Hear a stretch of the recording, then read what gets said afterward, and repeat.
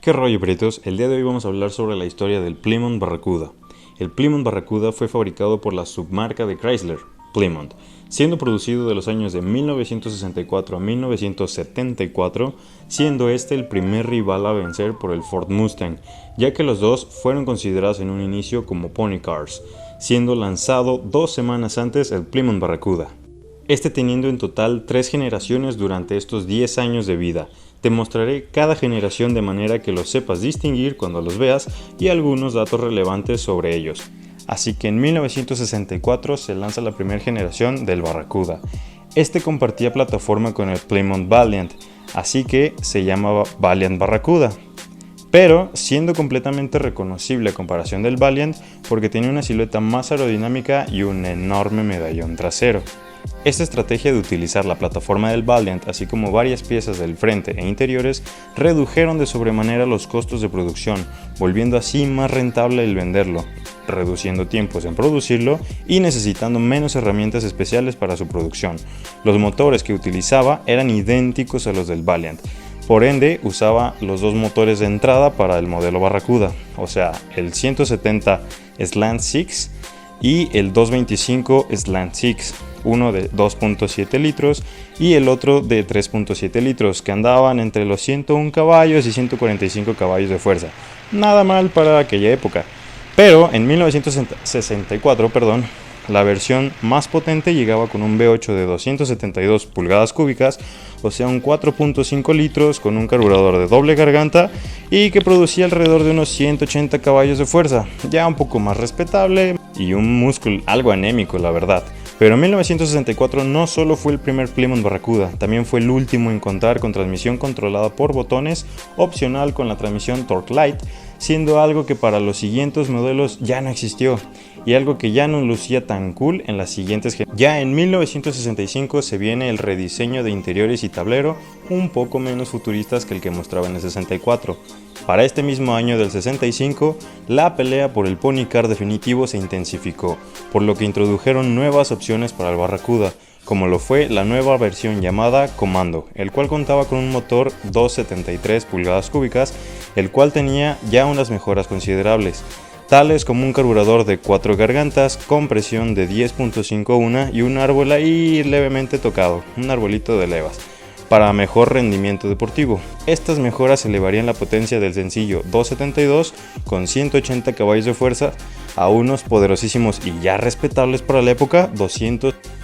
También para este año se introdujo el paquete Fórmula S, que incluía el antes mencionado motor 273 del Commando, y aparte mejores de suspensión, ruedas más anchas, emblemas especiales, así como un tacómetro, haciendo más competente el Barracuda contra la creciente competencia que ofrecían las otras marcas americanas.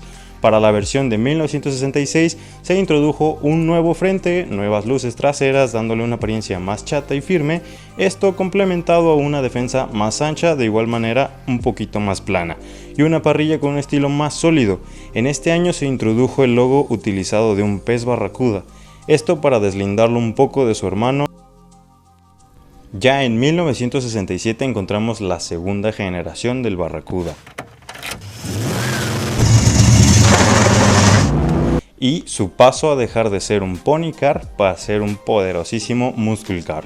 A pesar de compartir muchos componentes con el Valiant, fue rediseñado por completo, incluso siendo un poco más grande que el Barracuda de primera generación, en esta ocasión siendo más discreto con el uso de cromos, así como un rediseño específico en sus versiones coupé e incluso un nuevo convertible.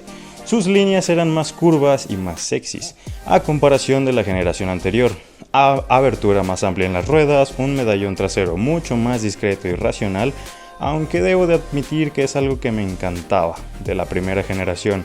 Ese toque atípico está genial, aunque entiendo que las líneas de la segunda generación tendían a darle más solidez al auto. Para su línea básica aún contaban con el motor Slant 6 225 6 cilindros en línea, pero para sus variantes V8 se volvían más grandes y más atrevidas, contando así con un motor 318 como el V8 de entrada, hasta un poderosísimo M426 de 7 litrotes, el cual no se recomendaba desde agencia que se usara en la calle, ya que era un auto brutal que lograba el cuarto de milla en aproximadamente 10 segundos.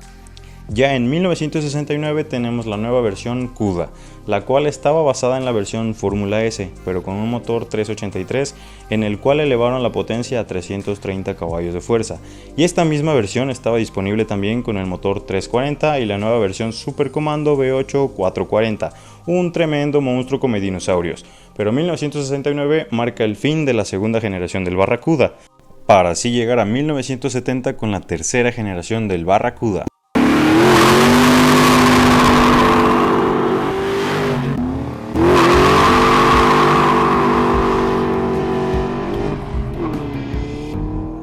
Esta tercera generación perdió totalmente el parentesco con el Valiant, y ahora usando una plataforma nueva llamada Plataforma E, la cual compartía también con el recién lanzado Dodge Challenger, aunque en el Challenger tenía una distancia entre ejes de 51 milímetros más larga. Ahora sí venía pisando fuerte el nuevo Barracuda, se le olvidó el origen honesto y económico para volverse vulgar y violento.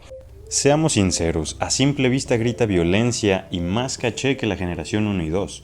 El modelo básico era la versión BH, el gran coupé de lujo era el BP y el modelo deportivo llamado CUDA sería el BS. Así es, solo la versión deportiva es la llamada CUDA. Esta nueva generación del Barracuda ofrecía en sus inicios dos motores 6 cilindros en línea, el 198 de 3.2 litros y el ya conocido 225 de 3.7 litros. Pero esta ocasión las versiones más equipadas y que contaban con un V8 podían montar las siguientes motorizaciones: el más pequeño un 318, el que seguía el 340, así el 383 de 290 caballos de fuerza, un Super Comando 440 de doble garganta y un 440 six pack de 6 gargantas que tenía un serio problema con la bebida. Y así llegamos al mero mero, un EMI 426. Estos tres últimos, al ser montados en los CUDA, tenían que instalar refuerzos en el chasis y actualizaciones de la suspensión para poder transferir y poder aguantar tanta potencia y torque al pavimento. Había otras versiones que incluían modificaciones inusuales, tales como colores de alto impacto, dignos de los 70 psicodélicos. Una versión que personalmente es de mis favoritas y uno de mis autos de ensueño son los CUDA AAR, en sus siglas en inglés All American Racers, los cuales eran impulsados por un motor 340 de 5.6 litros, 290 caballos de fuerza y 345 libras-pie de torque a 3400 RPM, con una transmisión de 4 velocidades manuales, con lo cual alcanzaba 220 km por hora y logrando el 0 a 100 km por hora en aproximadamente 6 segundos. Nada mal para la época. Hoy en día quizá no es impresionante, pero en su época debe haber sido impresionante. Y no solo impresionante, sino que si no eras digno de ese animal, terminarías embarrado en algún poste o peor.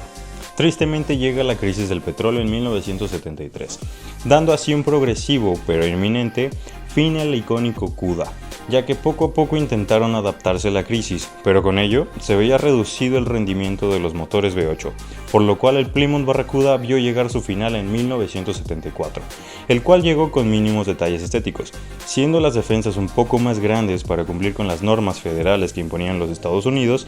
Los grandes motores V8 ya no estarían disponibles para este último año, sino que solo el motor 225 en su modelo básico y el 360 reemplazando los motores 318 y 340, en un intento de retirarse con la frente en alto un poco.